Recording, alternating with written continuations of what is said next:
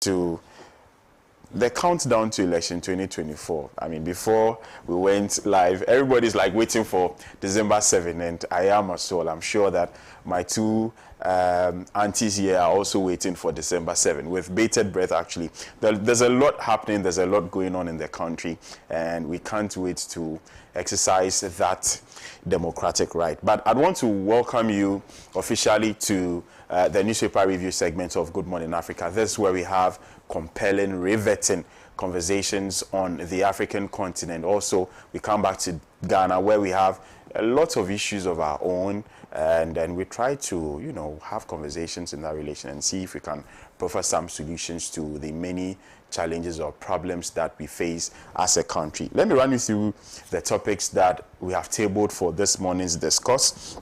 West Africa risks disintegration if Jantes quit. This coming from ECOWAS. Mahama, he vows to operate lean government, scrap e-levy and nuisance port levies. The inside front page has captured this one. Majority backs CJ's request for more Supreme Court judges. The Daybreak newspaper with this one. And then finally, Baumia presents Napo to Otum for today. Baumia presents Napo to Otum for today. These are the topics that we are discussing today on the show. As I've always done, I'm going to implore you to be a part of the conversation. Let me know what your thoughts are. But a reminder that we are live from our studios here, number 48, Swanika Street in Abelenpe. In 46 South African countries, we are also being watched. In some parts of Europe, and of course, South America as well, we are being watched. But on the internet, you can connect with us at facebook.com/Pan-African Television, also on youtube.com/Pan-African Television. We are streaming live on both platforms. Make sure you join us. If you can't watch from your TV sets, we are live on Facebook. Do comment, share, so that others can also join in the conversation. I've been joined by the Central Regional Communications Officer of the National Democratic Congress, Madam Gabriela Tete. Good morning. Good morning. I trust you well. We're in it. We're in it. You? We're also inside. We're there inside. We're there inside. Right.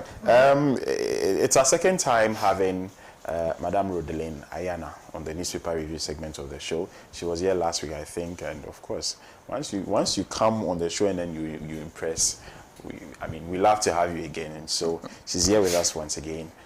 Good morning, madam. Good morning. I trust you're fine. I'm fine. And Great. yourself? I'm very well, thank you. Very well, thank you. Good. Right. So without further ado, let's head straight into today's conversation. As usual, we are commencing with an African story, and of course, yesterday we learned that there was a meeting in Abuja in relation to ECOWAS. A lot of issues were discussed, but paramount amongst them was the fact that Niger, Burkina Faso, and then Mali, they have decided to secede from the regional bloc. This, ECOWAS believes, would further disintegrate the countries in the sub-region if these countries do not come back to ECOWAS. Let me read an excerpt of the story. The West African bloc, ECOWAS, has warned that it risks disintegration and worsened insecurity after Burkina Faso, Mali, and Niger formalized their breakaway union. The head of the ECOWAS Commission said the move was a major blow to the 50-year-old bloc and could have serious consequences if they do not reverse their decision. It comes after the military leaders of the three countries said on Saturday that they were irrevocably turning their back on the 15-member ECOWAS to form a confederation of their own states. The juntas came into power after a series of coups between 2023, with ECOWAS responding by imposing sanctions, demanding a quick restoration of civilian rule. ECOWAS even threatened to use military force before backing down. Some of the sanctions have since been removed, and the bloc has been trying to persuade the juntas to drop their threat to leave. ECOWAS says the latest move by the juntas could disrupt the freedom of movement of people across the region and undermine efforts to combat regional insecurity, especially in intelligence sharing. So this is an excerpt of The story as captured in page 5 of today's edition of the Daily Guide newspaper. I think ECOWAS saw this coming, except that they didn't take it seriously, in as much as they knew. I mean, that conversation was had between Mali, Burkina Faso, and Niger. They had multilaterally decided to break away from the regional bloc, and there's this argument that since they are breakaway, they are doing things that are inuring to their benefit, despite being led by military rulers. These rulers are doing things that are becoming of economic benefit to to their people. We take Niger, for instance. They've been able to renegotiate deals regarding their uranium. They're getting better money for it. And so that conversation about coup d'etats being bad and all of that, it appears that it's being deflated. That is what we are seeing now. But let me start the conversation with you, Gabriela Tete, to take your initial thoughts on this subject matter.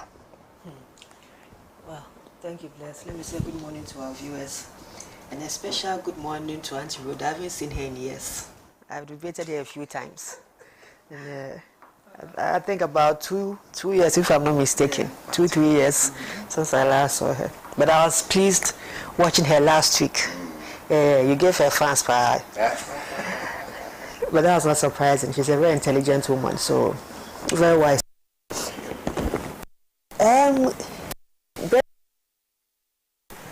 Bless, I'm surprised that ECOWAS is itself surprised.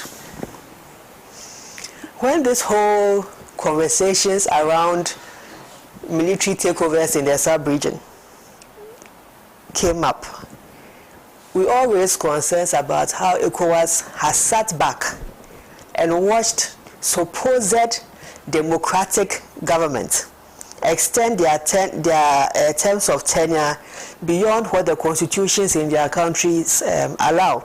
And they have gone round and then made amendments so they could go for third term. We saw the case of Conde, we saw Ouattara. And in fact, one of the people who is leading the negotiation between the militaries, this AES alliance juncta and ECOWAS, is himself somebody whose credentials in his democratic country supposedly is in question. Togo. Yeah. I mean, your family has been there for over 50 years. You yourself, you keep changing the model of governance to make yourself a legitimate self-forever president. And you send this person to go and that come back to ECOWAS. I find the whole, what has happened with ECOWAS actually laughable. ECOWAS, for the past 5 years, 6 years, allowed too many things, too many illegalities that were even against its own conventions and rules occur in this sub-region.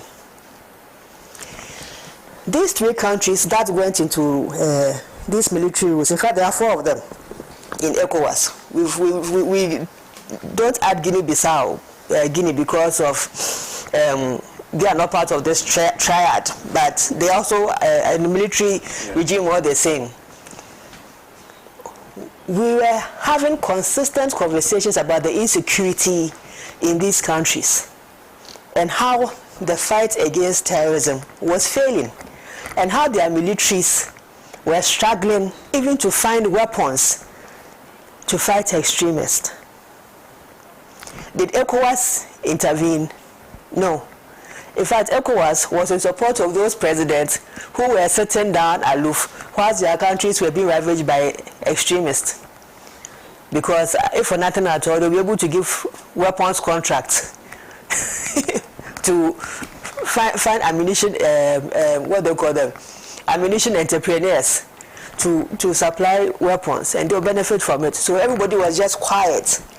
Whilst, forgive my Latin, the nonsense was just going on in ECOWAS. Today, after the last coup, which was the Niger coup, ECOWAS then goes and calls a whole conference of military commanders for the whole sub-region.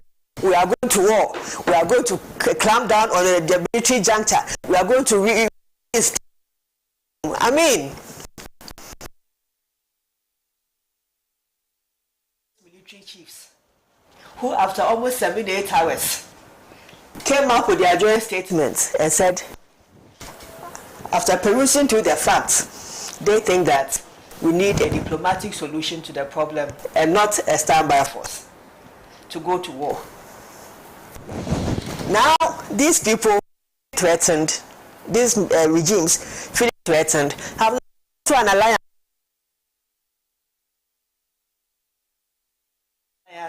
If ECOWAS had opted for a diplomatic resolution to the impasse, I doubt. But because they are all three of them are weakened military in terms of military ammunition and all that at the time, I can't say it for now, because if for nothing at all, I've seen Burkina almost every other day they are exhibiting their latest weapons from Russia. So I can't say they are not well equipped now. But as at that time, when they were clamoring for ammunition, for weapons to fight insurgents, everybody was just quiet and looking on. And then you go and threaten them. And now you want to go and talk peace with them. Should these three pull out of ECOWAS, yes, we're going to start to disintegrate. And that is because of the leadership we've had in ECOWAS. At the borders, that is exactly where the heart of the extremism is. Forget what the international news and all those people say about terrorism. Our own market queens who travel to Niger and Mali to bring onions and tomatoes, and the truck drivers all come and bear witness to us that there are certain parts of the country that you don't stray to, because if you go and find yourself in a war zone. So it's not like people make up stories about extremism in those three countries. It is existent, and our own people have come to tell us that indeed it is going on there. ECOWAS, what should you have done? Support them with ammunition. Support their armies. You failed. You failed to hold their leaders in check. You failed to support the military fight in the name of addressing security in the sub-region. And now the horse has bolted. And we are now here crying wolf after the horse bolted. And we are trying to negotiate with them. They are not coming. Now, they went for this meeting on Sunday. They said they are now going to enforce some strict something to get them back at the table. First of all, the people who are leading these negotiations, aside from Senegal, who now has a new leader, everybody else should go back and sit in their country. No, but none of those people is fit to lead in this negotiation. Togo's situation is even worse. That's the point I made. Yeah. He's the wrong envoy. Very wrong. Wrong envoy. And some of these things, it's very basic. Yeah. It's like 1, 2, 3, 4. So sometimes you wonder why leaders at that level, with all the advisors at their disposal, just can't see through basic things. 2, this Senegal leader, he's a newly minted president, another young blood. People see a lot of hope and refreshment in him. He's not been corrupted by the system yet. So if anybody can be trusted, it is this young one. If he's not very good in diplomacy, you can coach him a week or 2 and give him a strong support. Maybe somebody like our former Honorable Ben Chambers could also support in that regard, because he's also done a lot of work in the Sahel area. Find another leader, another head of state who is respected. As for the sub-region, in fact, now when you draw the list, there aren't many, but we must still try to find somebody. So I'm sure we could find somebody, not our own, and definitely not Tinubu, because he was the first person to go and clamor for war. Yeah. So he's also out. But they should find a third person who can help the cause to go and sit with these 3. They can have their alliance, because currently, looking at their scheme, we're looking at how where they find themselves. I think that they coming into an alliance is not a bad thing, because what they're saying is that they are protecting each other's interest. security-wise and to share intelligence. It's the same thing ECOWAS would have done with them. But these three just want to have that alliance existing. But also appreciate the fact that as much as ECOWAS was created under the principles of fostering democracy, democracy has its shortfalls and it creates juntas. But you can still bring those regimes to ECOWAS. And this is even the time when you can now have conversations about what really is fostering this military governance, and how do we, as a sub-region, have a transition back to democratic rule. And I always maintain this. If a leader, whether they come in military camouflage or they come in overalls and up and down, once you put the option of a democratic government to them, if they are still interested in governance and being leader, the easiest thing for them is to just take off that overall, that military apparel, and don civilian clothing. We saw it with Rawlings in 1992 when he accepted a democratic Fourth Republic. So it is doable. It's just a question of changing your attire and accepting the new norms of governance as we want within the sub-region. But bless, whatever it is that ECOWAS does now is dependent on two very important things. To ameliorate the threat of further disintegration and to end this military takeovers, ECOWAS must follow its principles of good governance and enforce presidential tenures. If you allow a laxity in the system, and people feel that people who have political power can't come and make changes as it is that they please, and not in accordance with the principles that we have all agreed to, definitely there will be disenchanted people. Not everybody will be pleased about it. And then they will make a change. People get exhausted with leadership. If people think that the leader they have is not delivering the promises they made them, they get weary of them. They get tired of them. They get pissed with them. And in most cases, some people will just insult the leader and walk away. Some people just want to get rid of you. It is part of life. So, like I said, whatever it is that ECOWAS now decides, but those two people, take them off, get two new additions to Senegal leader, enforce strictly the protocols on good governance, and ensure that presidential tenures as exist in their constitutions are respected to the letter. That is how ECOWAS will also regain its respect. And then additionally, at the same conference, they also made a pledge that they were now ready to support the fight against terrorism. They are pledging 5,000 troops.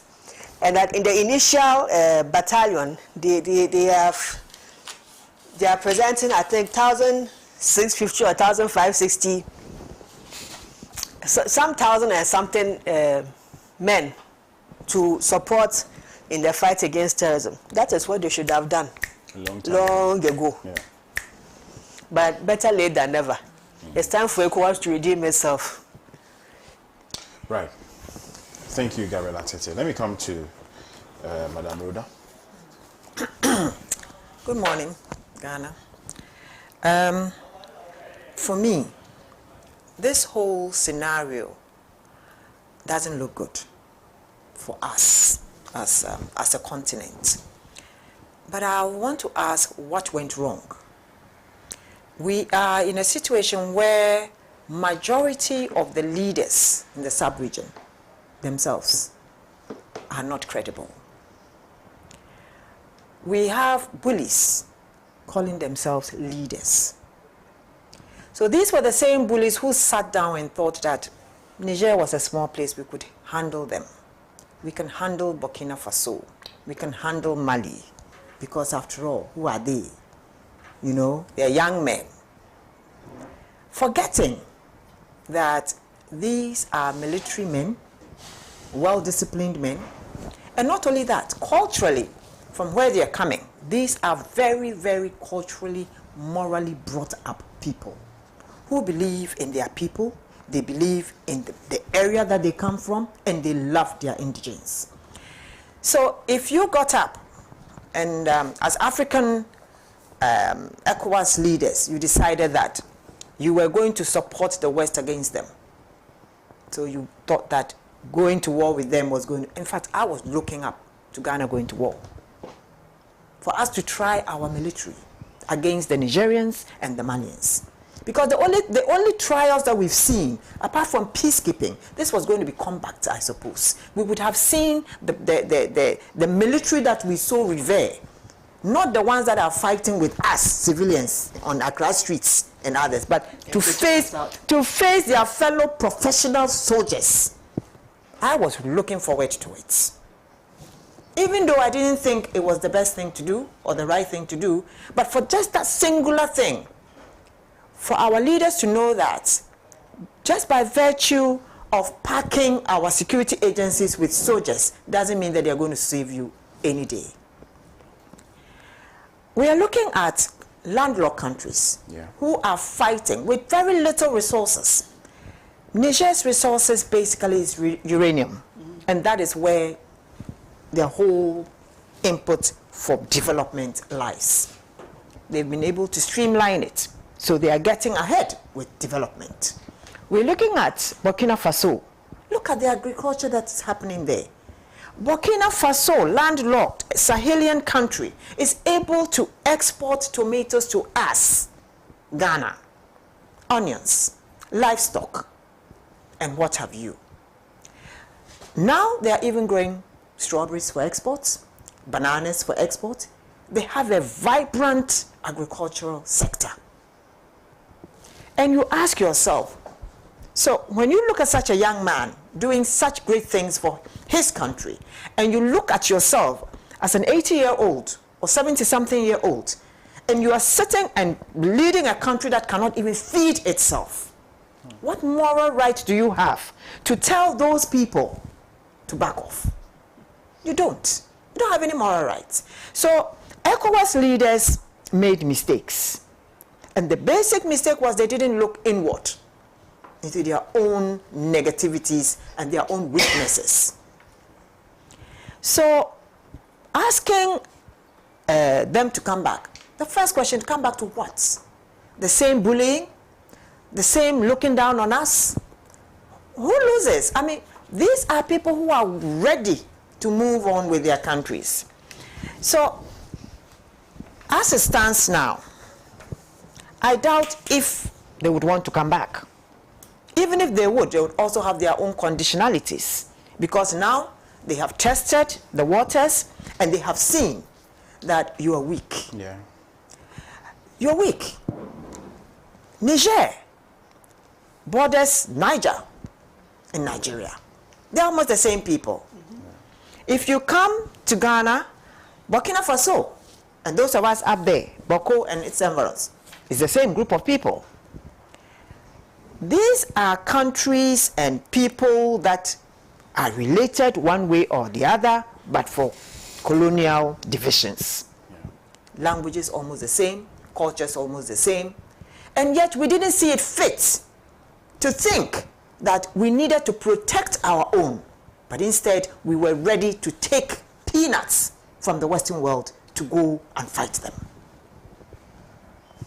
So if they have gotten a voice today and they have been able to sit and think and say, look, we only have ourselves, let's fight, let's do what we can do to protect ourselves, what right do we have going to tell them that they should come back? Here is a country, Niger. They had nothing. Today, they have something. They are proud. You look at Tuari. He's doing wonderful work. Like my sister said, look at all the things they are doing. All the importation of weapons, machines, equipment, everything. They're doing it. And it's because they are leading people with transparency and goodwill. So who should they listen to? Is it our president, who is leading an autocratic government, or Tinubu, who is also a dictator of sorts, or the other leaders from the ECOWAS zone, who have nothing, no moral rights, asking anyone, any of those young people, to let go? Cote d'Ivoire. Cote d'Ivoire. Can you imagine? Story. The same story. Very nice man. But The same story. the script is the same. What is happening to ECOWAS now, and particularly to our leaders, is that they have found themselves at the wrong end of the road. Ghana is suffering because of the embargo. Even though they say they've lifted the tomatoes, it's not coming, onions is not coming, a lot of things are not coming, and the Ghanaians are beginning to shout and to complain, and they can see that it's not going to be good for them in these elections. Nigeria is suffering the same thing. Most of the onions we're having is coming from Nigeria. So everyone complaining that food is expensive and whatnot, it's because it's not coming from Niger. Onions and other foodstuffs, beans, almost all the cereals come from up there. But why should we then be asking them to come? We thought we could do it. And that's how come we said they should go. I mean, we sat back and let them go. So for me, I think that if I had my way, I would say that the alliance should stay. They should stay. Yes, they should stay. Because maybe another government might come and bring out certain policies that will be to their benefits. Because as Africans, we don't celebrate African Union Day, which means we don't even recognize ourselves as Africans. We have tried to come out with our own currency, ECOWAS. It's been on the drawing boards for ages. And it has to do also with this same Sahelian or Francophone countries. So if they will come out with their Sahelian currency, probably it will help us, because then we'll be able to do business and then leave out the CFA. So it might be a good thing.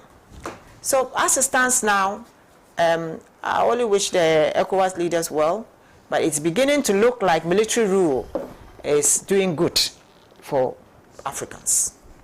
Yes. Painfully as it is. But I guess it's the difficult mindset. as it is that would admit. Yes, but yes. The whole thing is the mindset of the leaders. Yeah. Because after all, when they take off their uniforms, they are civilians just like us. Exactly. You understand? Yeah. If they take off their uniforms, they are civilians just like us. But it's the mindset that they have. That is what is driving them. That's the whole thing. I know, Blaise, the thing about this challenge with the the equal, trying to get a common currency, it's actually not the fault of the Francophone. It's actually the Anglophones. Because you see, the Francophones have one central bank.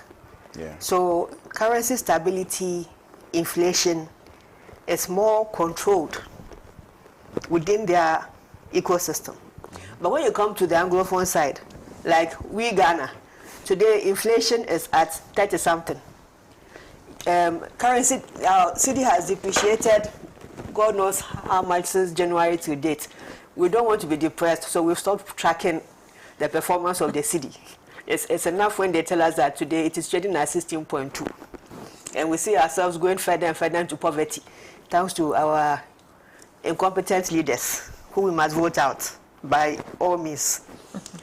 If you look at Nigeria, similar situation, so consistently we've not been able to meet the convergence criteria that has been set by the West Africa Monetary Zone to allow the integration of all these economies to have that one currency. And that's why we keep postponing the date for the introduction of an eco. But when you go into the data about the performance of all the countries, you observe that the Francophone ones are more stable. The Anglophones are a big challenge. Nigerians are having Naira, we're having CD, what's the name? Gambia and the rest all have different currencies. So it's posed a major challenge. But like we all agree at this table, ECOWAS needs to re-look at itself as a body, needs to re-look at itself and cleanse itself of that culture that is adopted over the last 6 years, that took this like a desiccal attitude and allowed all kinds of things to go on in this sub-region. That has allowed situations like this to come upon us. The best thing to do is to get credible people as envoys who can go and mediate and bring them back, even if they choose not to sit in as member states, but they come to sit in as some form of even guests for now, to be able to earn their trust once again. Because I was reading something about this meeting, and according to the ECOWAS president, he made the point that Burkina will lose about $500 million in investments that have been signed. And my mind went on something. You know, there's this road under construction from Kasua to Winneba. We call it the ECOWAS road because it's an ECOWAS project. All right. So I was thinking, okay, so if we were Burkina, and because we have to withdraw from ECOWAS, we no longer have access to that infrastructure. And perhaps our finances is also bad, like how we have it in this country now. So even though that road is critical for westbound traffic, we'll not be able to have it because we are not part of ECOWAS. So definitely you lose something. As to whether the regime is able to negotiate with other bilaterals and multilaterals and loans to be able to put in infrastructure in their country. I know they are doing something, that one without a doubt. They are very good on social media. So they are always showcasing something that's going good in Burkina. But I'm just looking at juxtaposing the pros and cons of exiting completely out of ECOWAS. And so I think that it will help them, the junta, if they stay in ECOWAS. But if they don't trust the people they are going to sit in the meetings with, they can accept to be there as guests and not affirm themselves as fully engaged with ECOWAS. And I'm very sure that ECOWAS leadership should be able to work out something, because at the end of the day, they are at the table. And that's the most important thing, that they are at the table. But Anna, let's look at it this way. With France being there in charge of, I would say, finances of the Francophone zones, I felt that there was that feeling from France that if these people got on together and had a common currency, then France will be irrelevant. Exactly what is happening now. Exactly why they want to form their own Sahel. You understand? So part of the problem was actually them being Francophone under France. Because whatever... But France is always going to push her interest in West France Africa. will always want to push, because there are still some without countries, those colonies, France is nothing. Yeah, there are still some countries that are still under the CFA zone until they go, you know, whatever.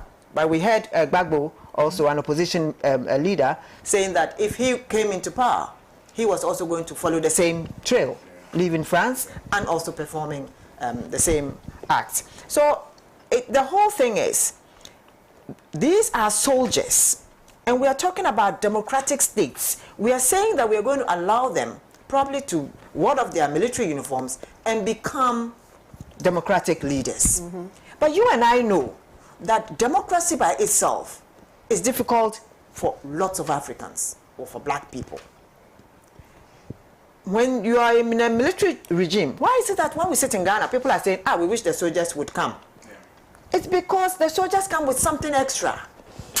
I used to believe in that theory till I had to work with one, and then I realized that my brother, my sister... Which one? When did you work with one? Character is character. No, you either have it or you don't have it. Whether you are military or civilian, it is character. Maybe the one you met is one who didn't go through the training and was not qualified enough. Because I have lived...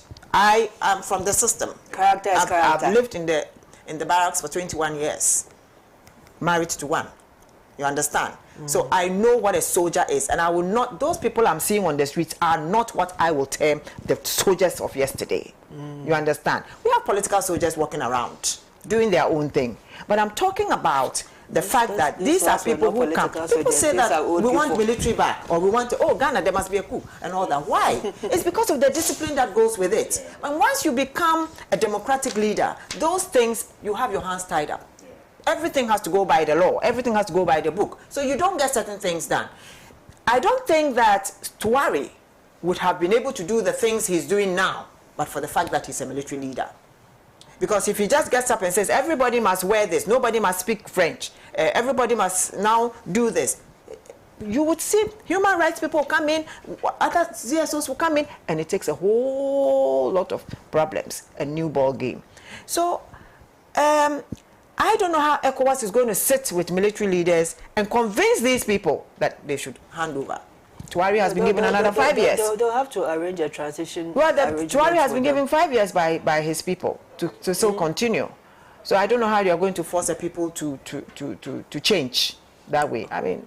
there are many ways of going about it. There are many diplomatic ways of going about it. Oh, well, they have to go the diplomatic way. For me, the thing about the military are coming and they say, for me, it is character. Look, Kagame will be remembered on this continent as one of the best military leaders, civilian leader. Am I lying? True or false? Because of vision.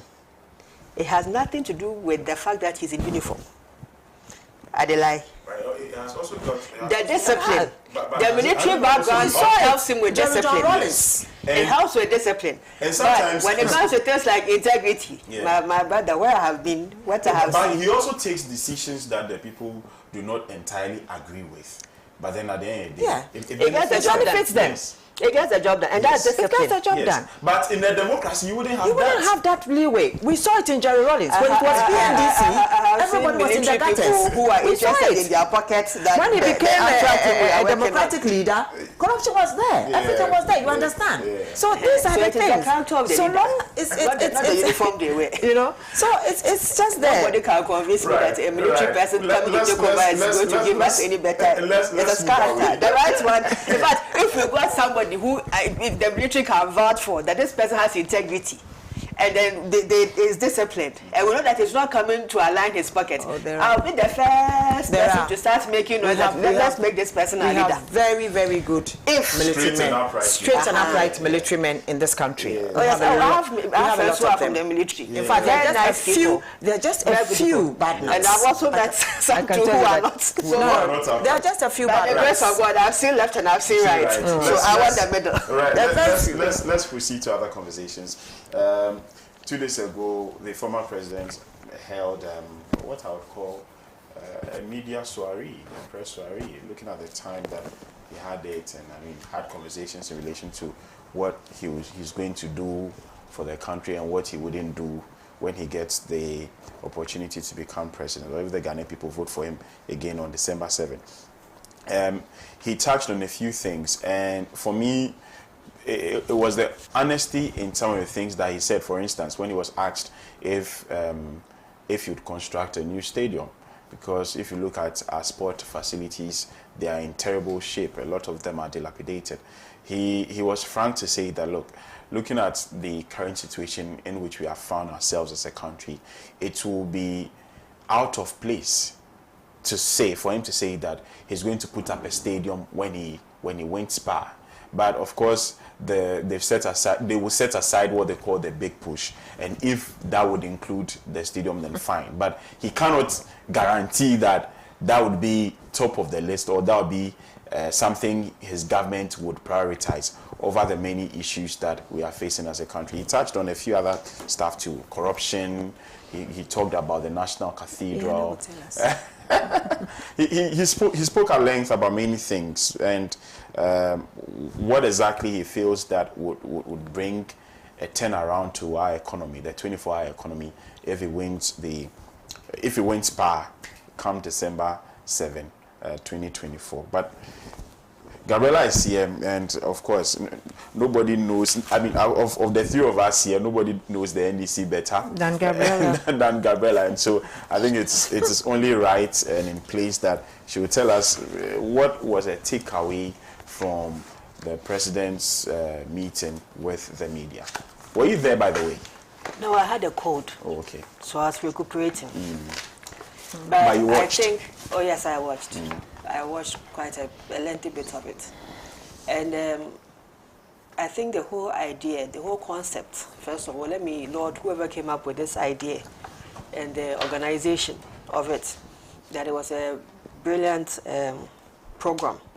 And especially on a Sunday after the main news, when everybody's at home relaxing, to be able to have not just an interaction with media men, but to be able to have it broadcast across the length and breadth of the country. So for that 3-4 hours, it was His Excellency President, former President, His Excellency John Mahama, speaking to the nation, more or less, with the media as an interface and having the opportunity to ask whatever questions they wanted. And I think that was a masterclass stroke to whoever came up with this idea, the organization of it. I think that presentation-wise, I mean, His Excellency is always on his brief. So he's somebody who, when it comes to standing on his feet and articulating concisely what it is that he wants to put across, he's very good at delivering on that. I also think that the messages were clear and self-explanatory. I also think that it takes quite a bit of confidence for a leader to allow themselves to be open up like that, because this is not a case where media men sent their questions before the program and then you script responses. This is at the spur of the moment, and any question that any media man wants to ask you, they are free to ask you. I heard Sewa Mehia's question that almost put me aback, but His Excellency just went straight to address her concerns, her issues. There were a lot of questions that came up bordering on Airbus scandals and his explanations on the 24-hour economy and issues of sports. Let me start from there, since you raised the issue about the new stadium.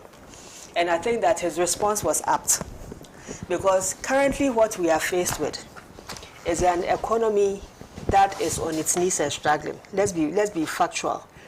We are highly indebted. In fact, we've surpassed the levels where we went to for HEPIC and Okufor. It now makes you realize that the time we were calling ourselves highly indebted and HEPIC bound, we were actually in glorious moments. But during that time, we thought we were highly indebted, compared to now, where we have a debt necklace around our necks of over $630 billion. And to have a project like a sports stadium at a time when this country is facing such difficulties. In fact, even if you were to propose it to the Ghanaians, you know the answer they'll give you, isn't it? Yeah. Times are difficult. This is not a necessary project at this time. And then if you are not careful as a government, especially one that, in the circumstance the NDC finds itself, one that is bent on delivering the best quality of governance in 4 years with His Excellency John Mahama, to compel Ghanaians to give us another 4 years with a new leader. We can't take a risk where we engage in things that are going to have Ghanaians talk about in a negative way. Would a world-class stadium be an impressive infrastructure to have? Yes. But currently where we find ourselves, the timing will be difficult. Rwanda has completed a world-class stadium, which is now certified to be able to host a FIFA World Finals, a World Cup Finals.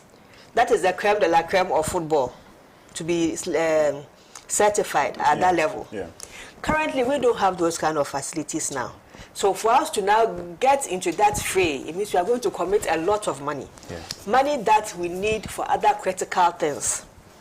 Today, as we speak, cancer patients are being turned away from Kolebu because there's only one equipment to cater to them and it's broken down. Renal patients from Kulebu, Cape Coast Interberton, Konfanochi are all breaking down because they need to be replaced after so many years of serving their purpose. Now the listing in Cape Coast, for example, they had to shut down the whole department because apparently they realized that the system was doing some reverse something that was rather causing danger to the patient. So they had to stop the whole thing completely and reset. We have medical blocks that are struggling for funding. The Kulebu surgical block, have you seen it lately? Bless. Have you guys seen the Kulebu surgical block lately? I was a patient there when I went to have my surgery on my arm. I'm a Kulebu graduate. That building is a disaster hanging, sitting there. And only God knows when it's going to give in. It's highly deteriorated. We need money to rebuild all these things. We need money to provide, to extend water to people. We need money to push for more rural electrification. We need money for classrooms. In fact, one of our promises as a government when we come to office is that for the first 2 years, we are doing an audit of all our uncompleted projects. And for the first 2 years, the priority is to make sure that we complete all those projects and have them servicing the people of Ghana. So a stadium is not a priority at the moment, although it will be a good thing to have as a country. Yeah. So we shouldn't dismiss it completely. Hopefully, once we're able to get a grip on the economy and we're able to think of other investments, after all, we have a $10 billion big push project that is covering all kinds of sectors. So if we stabilize the economy and we see that there's the possibility that we can build in a world-class stadium at that level, it can be done. On the 24-hour economy, bless, this is one policy that as a country, we the citizens have to support the NDC to bring to fruition. Because it's not only going to help us produce the things that we are importing into this country, that is destabilizing the currency. It is also bringing back the jobs that we are creating in other people's economies. I'll give you an example. When the NDC says that we can transform in a sector, a lot of the time we like to talk about how much we give to pharmaceuticals. But just think about what has happened in the beverage industry in Ghana. Early 90s, 2000s, it was Mirinda, Fanta, 7-Up, Pepsi, Muscatella, club drinks. The options weren't that many. And it was all bottled drinks. You finish, you have to carry the crates back to where you bought it from so they can get bottles to refill and sell to you. Today, because we allowed a lot of plastic manufacturing companies to open up in the country, they were able to produce, to mold plastic PET bottles. Now, the beverage industry in Ghana, a lot of local entrepreneurs now also ventured into that industry. You have the likes of Special Ice that came up at Amels's time and was commissioned Mahama's time. You've had the likes of Bell Company. You have this is what are they even called? Anyway, so Casapraco has also gone into plastic beverages. They were doing alcohol. Eventually, they also went into soft drinks. So a lot of local Ghanaian entrepreneurs and businesses took advantage of this new production services available. And that has also changed the beverage production landscape, creating jobs in this country. The 24-hour economy is not just focused on just one sector like beverages. It covers so many sectors of the business and economy, from production of toothpaste, toothbrush, anything that is consumable that can be produced in Ghana, can be produced within a 24-hour economy on manufacturing. When you come to areas like retail, what happens with a lot of these retail centers is that by 8 o'clock, they've all closed. Whether you go to ShopRite, you go to a Malcolm even 7 o'clock, 7:30, they've all closed. How about if, for those who are close from work late, you go on a 2-shift system, if you can have the energy, you close late night, but you can still stop by a shop to buy groceries and take home. It doesn't matter what time of the day you go back home. You are free to move around freely because there's additional security provided in the country to provide security so that it is easy and safe for you to go out. If you have a retail center that now allows people to shop any time of the day, bless, it also means that the suppliers to these retail centers are also going to be able to supply any time of the day. So those who manage the warehousing of this retail no longer have to also close by 6 o'clock, 7 o'clock, 8 o'clock, everybody closes. There's also another service behind what is the retail that you walk into, also serving that retail. So there are a lot of, as I said, there are a lot of sectors that a 24-hour economy can be applied to. If you take something like cassava flour, right? Now, in Nigeria, and this is one thing that I would wish for Ghana to also show interest in. In Nigeria, they are doing so much with cassava. There's a byproduct of cassava. There's ethanol, there's flour, and there's something they call sorbitol. Sorbitol is used in food processing. It's a sweetener, and it's from cassava. And there are people who are setting up industries in Nigeria to provide sorbitol. Sorbitol is a global product for export.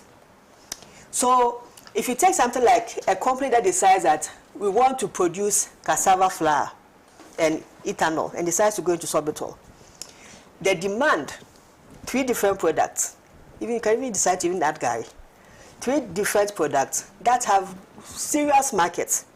You need more cassava to be able to keep this facility running because of the demand for these products. If you opt for a 24-hour 3-shift system, you are not going to produce more. You are going to demand more of the raw materials. When you come to my area, we are cassava champions, so that's why they brought us a Yosu starch factory. But that factory collapsed because they weren't paying us well for the cassava. That's why we stopped supplying that to that factory. Alan, he wasn't paying us well. So tell him when you go transformational agenda, if he wants to be president, he comes next time, he has to pay us well for the cassava. 24 hours. So in the 24-hour economy, so I'm talking about an example of cassava production. So it means that more cassava farms will have to now be producing cassava to meet the production of this facility. Bless, that is backward integration. That is us creating jobs at the back end in agriculture. That is us building the inputs for production.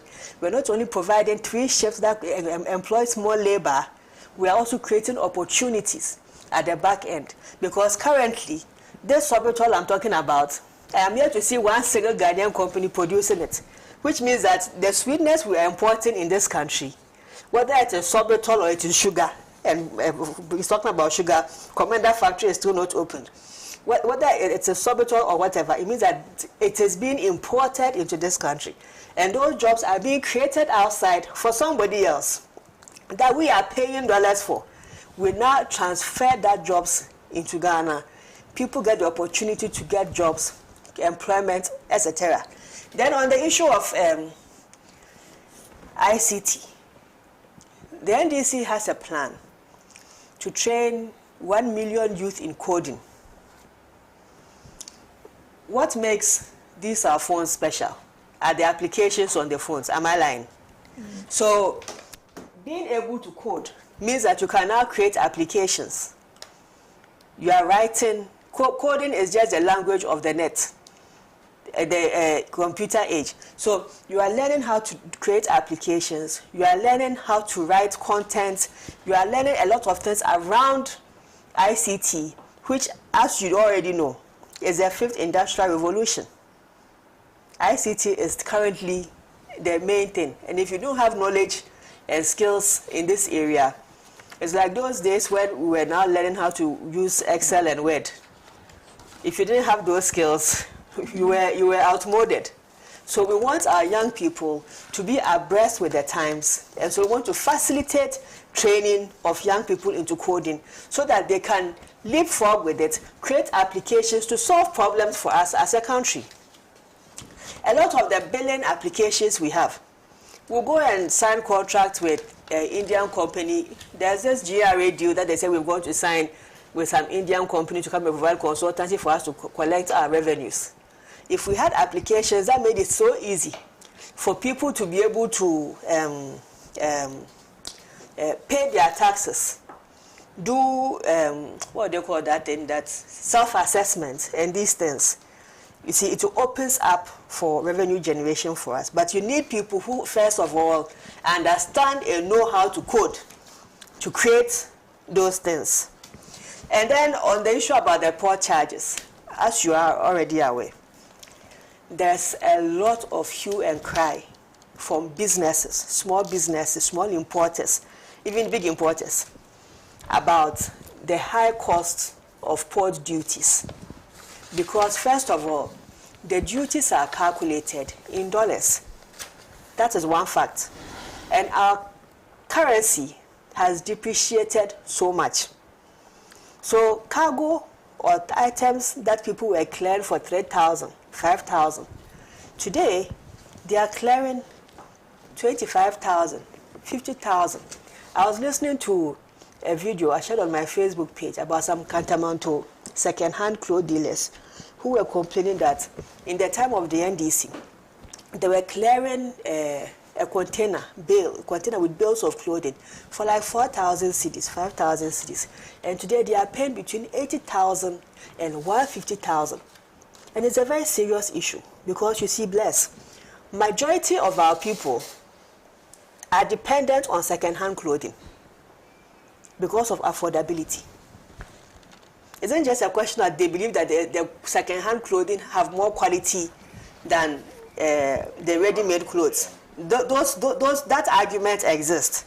But there are a large chunk of people who are actually patronizing second-hand clothes because that is what they can afford.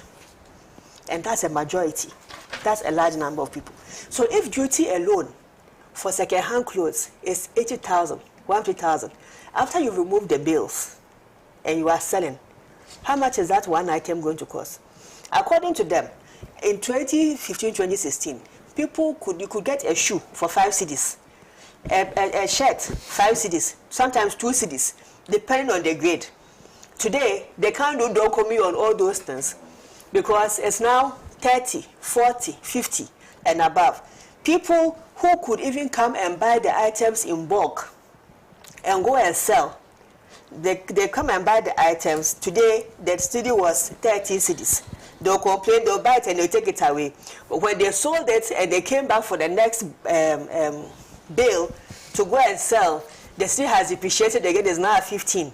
So they can't afford the whole bill. They end their clothing businesses. So the high cost of doing business in the port is a big challenge, not only to the NDC party, but to Ghanaian businesses. And John Mahama is saying that, looking at how much the city has depreciated and how all of us, none of us has adjusted to the depreciation of the city. If we can have some reliefs from other taxes that pile on to make this duty so expensive, these taxes and levies so expensive, let us review some of these taxes so that we can bring some relief to our people. He's saying that this thing about every single day using the forex rate to calculate duties, we should do away with it and have a flat rate so that if this week the rate is at 15.5, an importer gets the calculation about how much duty they have to pay. They have to go and organize themselves and come and pay the duty. But when he comes and it's 15.5, when he's coming to pay, even if it's in a week's time, it should still be at that 15.5, because he'll come, you calculate 15.5, he goes, by the time he's come with his money, the rate has changed again, and it's now at 16.2. And if he's going to pay the equivalent of 120,000, then you can see the quantum of money that is now needed to fill that balance for them. And it's a big issue for not just the Kantomanto ones I was talking about. Also, car spare part dealers are complaining. Importers of all kinds of things, importers of cars are complaining. So it's a big issue that we have to address, and this is the solution of the NDC. He's also saying that on the issue of the things like e-levy, Ghanaians are saying that they are opposed to the e-levy, and they don't want to pay the e-levy. Because, I mean, come to think of it, if you and I stand to buy an item, this water, let's say it's 10 cedis. If you take money from your pocket, it is 10 cedis flat for you. If I don't have money in my pocket and I have to use mobile money, it means that I am now paying more for this water. So comparatively, it costs more to purchase from the so-called cashless system than it is to pay with a cash system. So to balance that cost, let us just do away with the e-levy. Then on the issue of levies, at the back to the port issues. You see, not all those taxes and levies are easy to just do away with, because there are certain levies that are either ECOWAS levies or statutory levies and are bound with legislative instruments. Because you can't just get up and go and start charging any levy at all. But let's look at those levies we are paying. Are they still relevant to us? Take, for example, COVID levy. Why are we still paying COVID levy when COVID left us 3 years ago? Why is it still there, being collected? And in any case, who is even accounting for what we are doing with the COVID levy? Who even tells us how much has accrued and what we did with that money? If we had even said that, oh, the COVID money we are collecting, no, we are going to use it to subsidize renal services and provide subsidies to children suffering from cancer or something, at least you know why you are paying that. But here's the case, the disease is not even in existence anymore. Well, I can't say it's not in existence, but it's not as prevalent as it used to be. So why are we even paying for this thing? So all these taxes will have to be reviewed. And the ones that we don't see the relevance of them, we'll have to let them go so that we can bring some relief to the people of Ghana. So I mean, he spoke about a broad range of issues. I can't summarize everything in that he spoke about in 4 hours in just a 15 minutes presentation. But these are my key takeaways from the presentation that he made. And let me also conclude on this issue. He made a very legitimate statement looking at the unrest in Kenya. I've always wanted to have a conversation about this Kenya thing, but I've never been lucky to have it tabled as a topic. Yeah. You won't add it inside. Last week I think we discussed that. Last week, I didn't come last week. Yeah. I didn't have water to bath. Ghana water bath-fed me.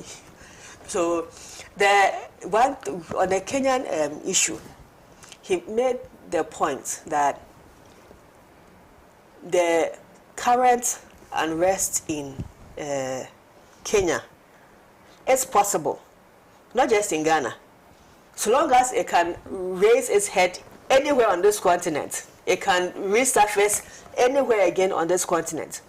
But we shouldn't allow our young people to get frustrated to the point where they come organized without leadership. So you don't even know who to negotiate with. Come into a place where they chase lawmakers and they threaten the security of a country because of social issues cost of bread, taxes on food items, data. And these days, young people are always on social media. So the high cost of data, so the data, we all cry. You don't even know which bundle to buy anymore, because whatever bundle you buy, it just goes. It just goes. And data is a problem for them. But we shouldn't allow ourselves to get to the point where our young people are so frustrated that they have no other option than to choose this route. So I think that that was a very important statement that he made, a very profound one. And I always say this thing about what is happening in Kenya, it's not that Ghana is immune to it. They complain all the time on social media. But the only difference is that they insult, they speak their mind, and then they calm down. But for how long would they be speaking their mind when they don't see results? So we shouldn't allow things to escalate to that point. But let me just brief on Kenya. You see, the Kenyan youth, they are asking for things that are only going to be suspended, and the government will still find a way of returning those same things back at them. You want tax reliefs. How is government going to raise the money that you are claiming that they should cut all those tax reliefs? Yes, now they are going to borrow, and it's going to be a debt. Secondly, you want state-owned enterprises to be collapsed.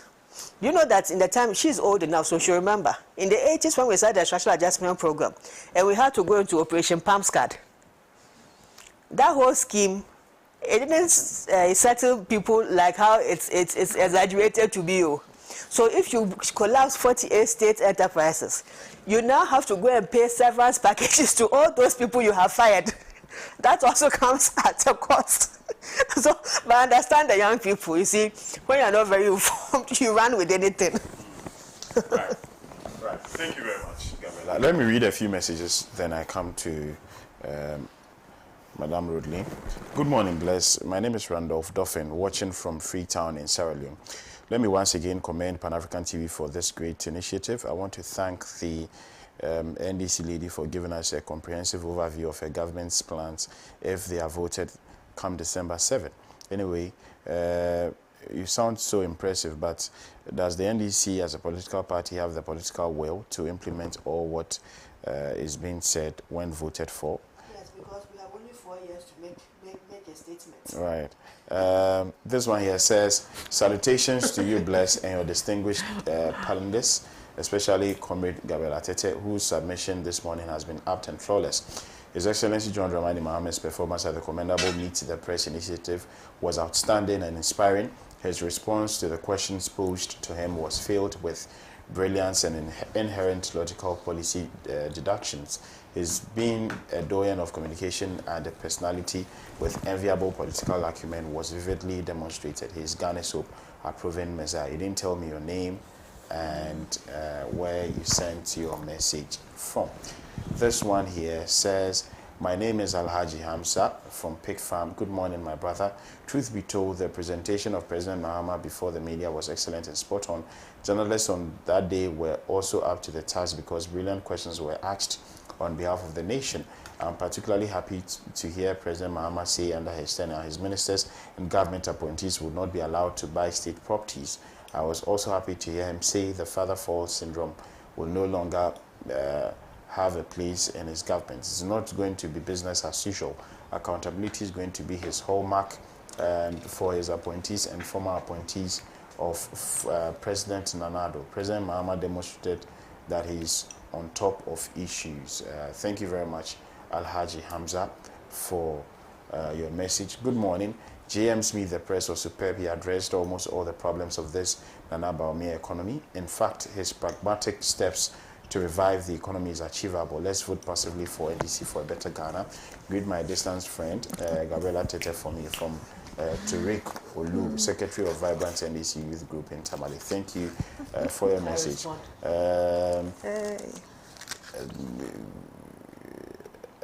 Good morning, Bless, and good morning to my aunties. I think these two ladies could have handled the Janta issue perfect than African warmongers. Jesus said, "He who knows that he is clean should cast or throw the first stone," and they started withdrawing. This is in reference to tainted bloody ancestors who are not willing to give power. Alassane Ouattara of Cote d'Ivoire, Paul Biya of Cameroon, Foreign Assembly of Togo manipulated their constitution to divert the will of the people. ECOWAS didn't see anything wrong with them, and you want to get it easy. No. Thank you so much for your message. Good morning to you and your panelists. Please go to Burkina Faso to see the large number of duty-free tractors, combined harvesters, and other agri machines from Russia, Iran, and China. This has been imported to boost the agriculture to feed the people. Kudos to Mali, Burkina, and Niger. Dramani from Salaga. Thank you, Dramani, for your message. I'm extremely grateful. My name is Akwesi Abuaje from Kumasi Ashtown. Nice show today, and greetings to Miss Rudlin. I love this woman's submission. Keep it up, ma'am. We are fed up with the NPP and NDC unrealistic solutions, and not to say they have not yet officially adored any solutions for us, the youth. I say that until next year, the NPP has no solution for our problems now.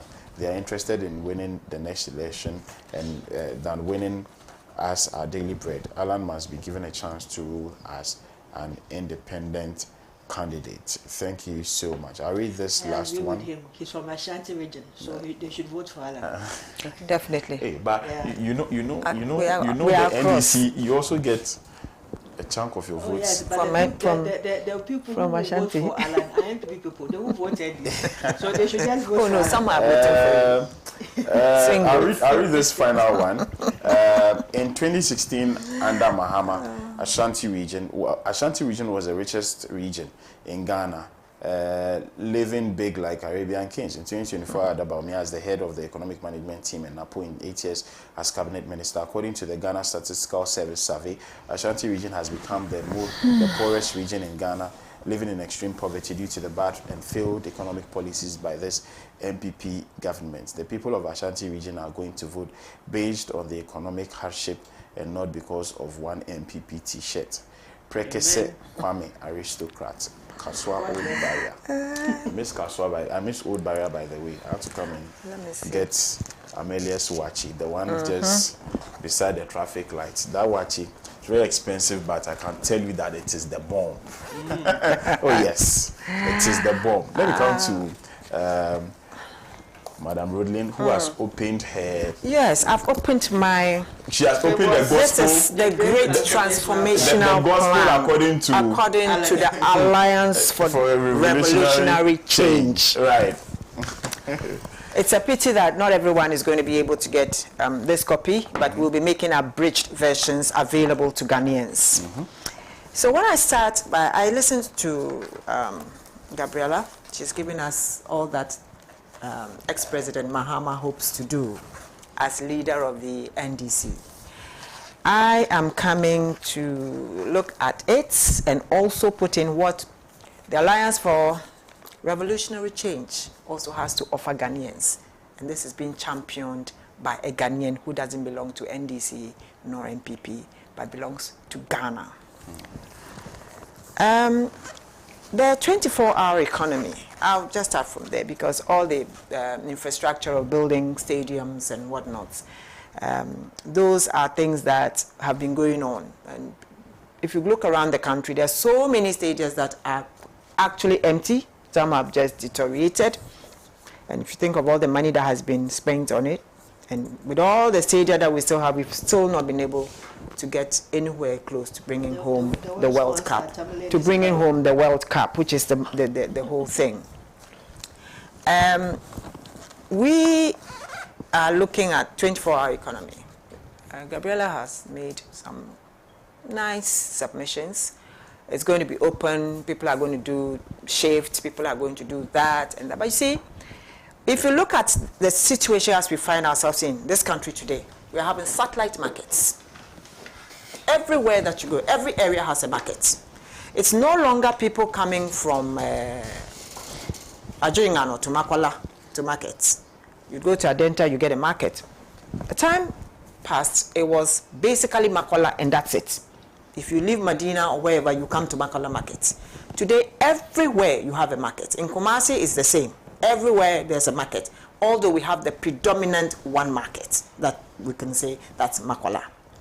Not to catch you, but majority of those markets were constructed by the NDC. Well, it doesn't matter if it was constructed by the NDC. It was constructed by Ghanaian taxpayers' money. It was by Ghanaian taxpayers. Yes, but it was actually done by Ghanaian taxpayers' money.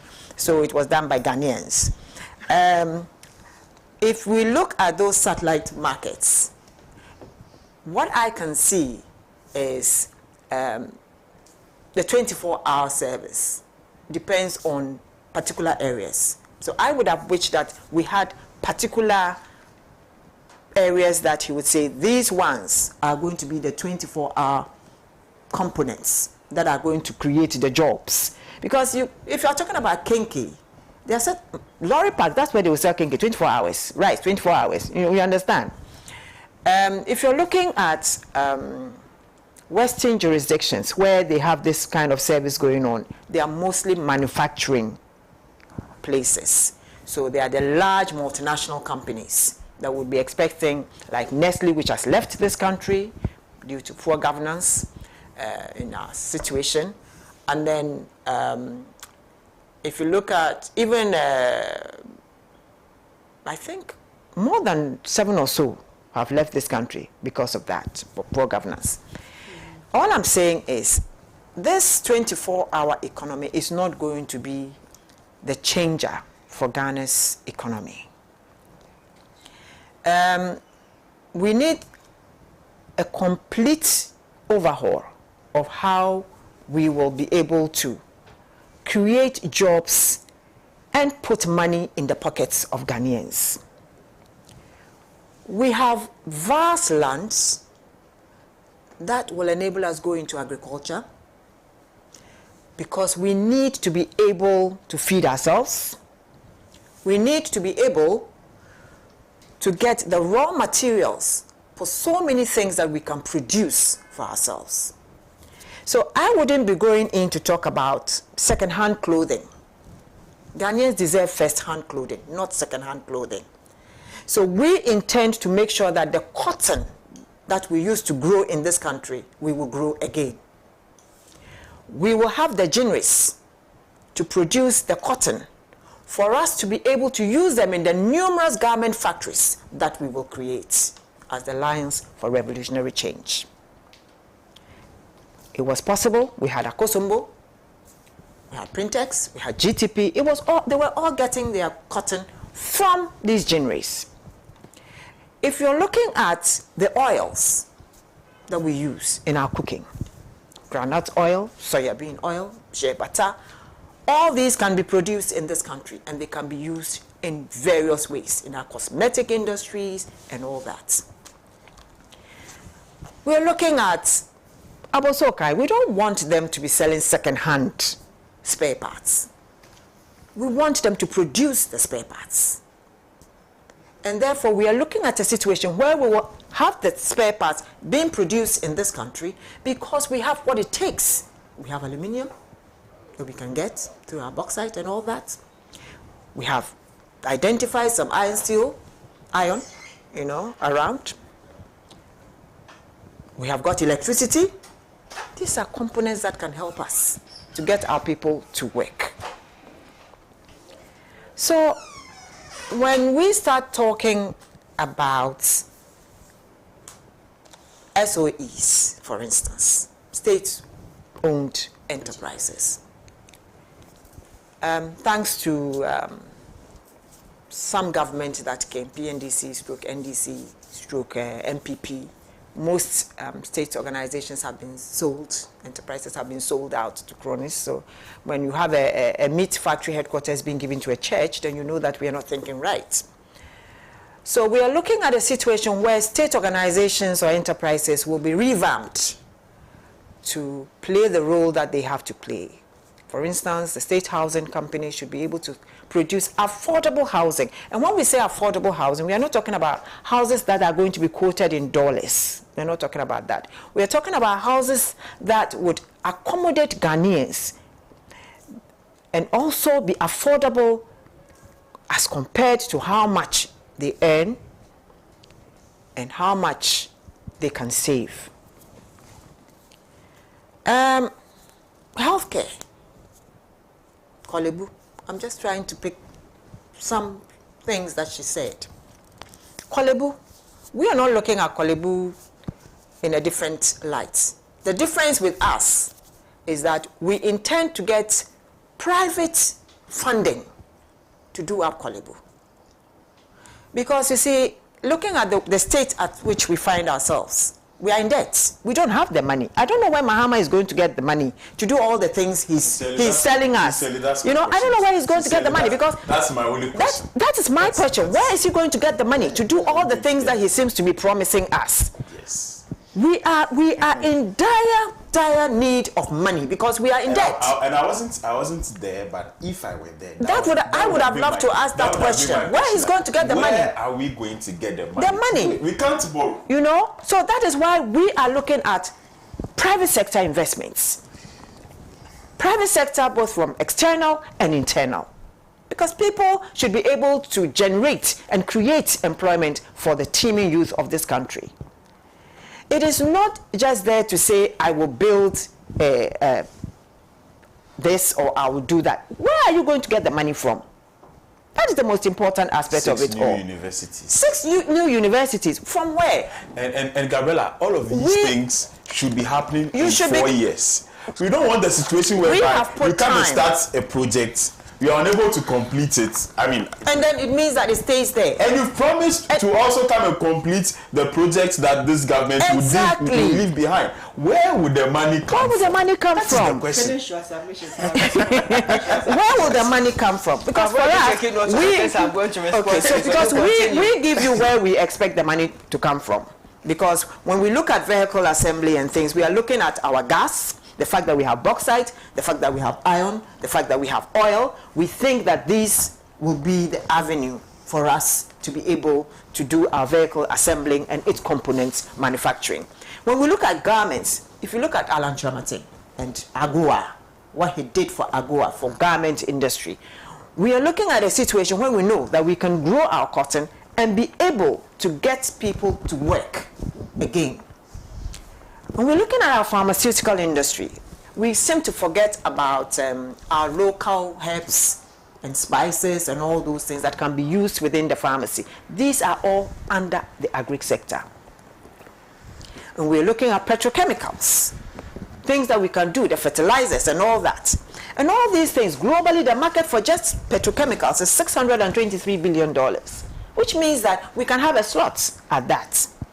So if you look at all these things and you look at our integrated bauxite and aluminium companies that we intend to bring, you realize that we are giving the Ghanaian hope, telling them exactly where we are going to get the monies, how we are going to do it, and not just telling them that we will do this without telling us where the money is going to come from. Industrial salts. We have salts. We have a whole lot of things that we can do. So we can manufacture plastics from the remnants of our oil produce and all that. These are things that we want to do. Tourism is another side of it. We know we don't have the money to come and build the hotels, but we will get private sector to build the hotels with tax, rebates where necessary.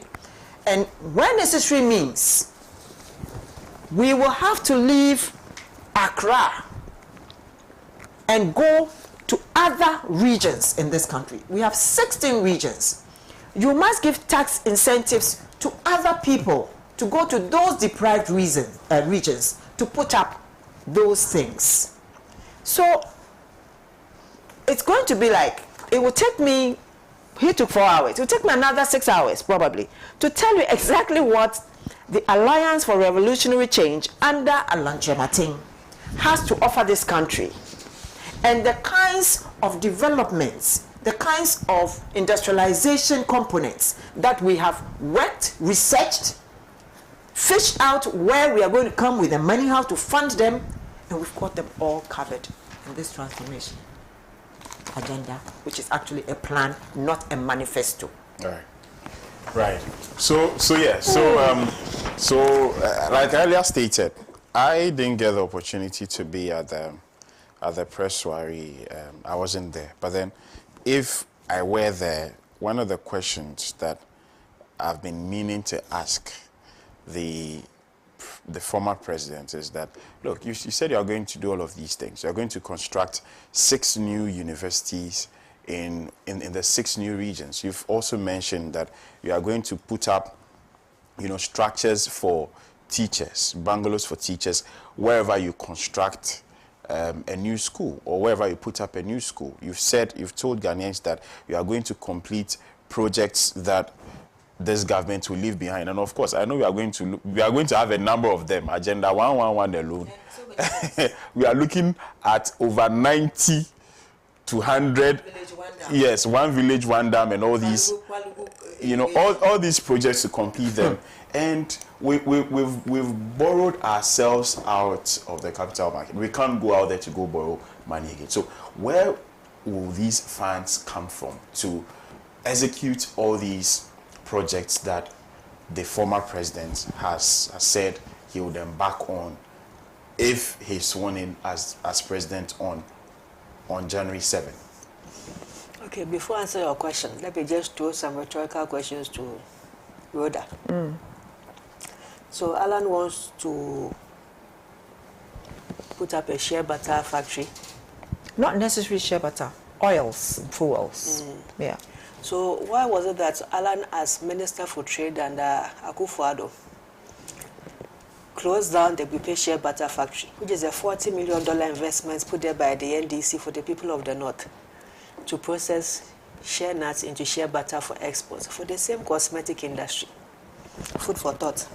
I'll ask you when I find it. Yeah, good. So maybe that particular, maybe you built it, but as to whether it was good for purpose is another thing. On the issue of Agua and how fantastically he performed with the Agua initiative, I want to know how much exactly did Ghana export under Agua? Not particularly Ghana, as to how much did Ghanaians probably make.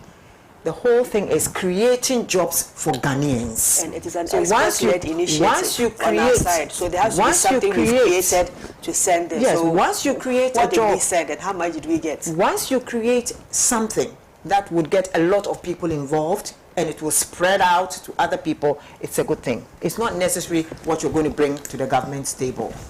The data suggests, if we take the issue of, since you don't want us to talk about second-hand clothing. No, I don't want to talk about second-hand clothing. You want us to talk about demeaning. Manufacturing of clothing. Yes, okay. manufacturing of So clothes. the data actually suggests that under the presidential special initiatives on garments, we weren't doing more than $4 million. And that was even our best under the NPP. In fact, we had spent almost like 10 million giving retrofitting warehouses to be fit for purpose.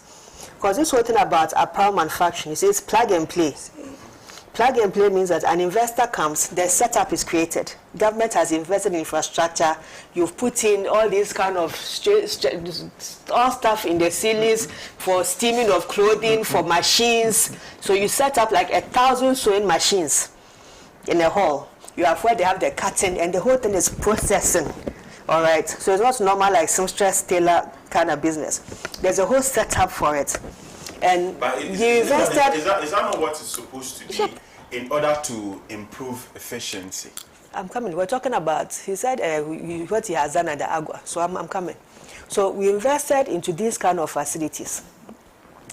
The people we gave money to set themselves up into apparel manufacturing. How many of those businesses were successful, and what exactly did they create? At the time NDC took office, and you see, this is an industry that I found myself researching into, because when I was in the vice president's office, I was very interested in researching into all kinds of stuff. And it was one sector I actually went to research into. Bless. Some of the warehouses that Alan had given to these people, they had locked them with padlock. That when investors came and we needed places, people who were serious about apparel manufacturing came in for plug and play. we couldn't give them facilities because they had locked their tenant and they were litigating. Some of those warehouses, they turned into pharmaceutical warehouses to supply Accra Central. Some of the other warehouses I went into, they had turned it into electronics storehouse, cookers, fridges, washing machines. The people who gave those facilities to do those jobs they didn't do what they signed up to go and do. They were rather renting those places, and this is serious investment that government put into those buildings. By the time NDC took over, the most lucrative of all the companies that were producing in that enclave, you can send your camera team there. They are behind Cocoa Board. There's an apparel village there, where Gihawk equipment, after Kodo Thompson Road, Gihawk equipment, there's a road on the right, you turn left, that whole enclave, where Anointed Screen Printing is, that whole enclave is an apparel village. As of 2014, I think the year before, 2013, 2014, it had now done $9 million. And even at that time, that was when we became the #1 apparel manufacturer in West Africa. It was largely driven by only one company, DTRT.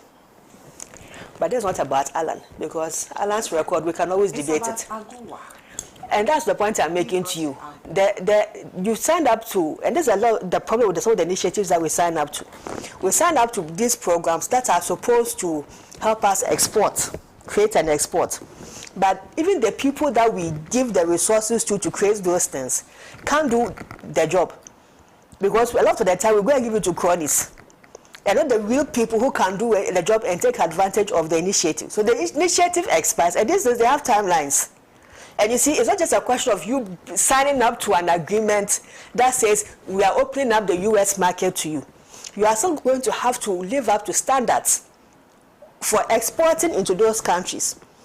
You understand? So a lot of these firms that we sign up to do these things, they don't take their time to get into the research and the standards of exporting into these markets. So at the end, we've signed the agreement, but we can't take advantage of the agreement. Yeah. And our production to meet that demand, that market there, is next to nothing. So like to export. I'll say an example. Mm-hmm. To export into a place like EU. Let's still stay with Agua. Let's still stay with the US. Do you know that in the US trade rules, even the dye that you use in the manufacture has to meet certain standards, because they have to check to make sure that it's not cancerous dye that their people are going to wear.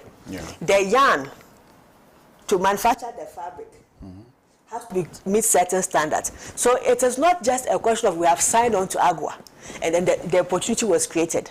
There was actual work that had to be done for those things to be achieved. Now, you've asked a very important question. So if I go when you came, did you correct it? Is Agua still in existence or not? Are we still? Gabula, you have 2 minutes, by the way. The question that you asked me, the people want to know whether we are still benefiting from it. No, the people want to know how we are going to fund our promises. So, you see, here's the thing about government financing of projects and stuff. There's an array of financing options available to you as a government. It's not just a question of, it's not only about borrowing per se. And even when it comes to the whole thing about borrowing, debt in itself is not a bad thing if you have the ability to pay. All right? Now, the ability to pay is dependent on some things. Your revenue accumulation and your potential. What investments you have as a nation that is able to generate money for you. And this, we are talking about business interests of the nation, the country. You also have things like public-private partnerships, where you can go into concepts like build, own, transfer, build, own, operate, transfer. Okay, you can go into other partnerships where you have a 50-50 partnership where both of you finance a project and both of you benefit from it. And then there are also grants that come in which are sector specific for particular projects. So if you go into an area like health sector, for things like community clinics and stuff, you can get a lot of grants for that, for those kind of projects.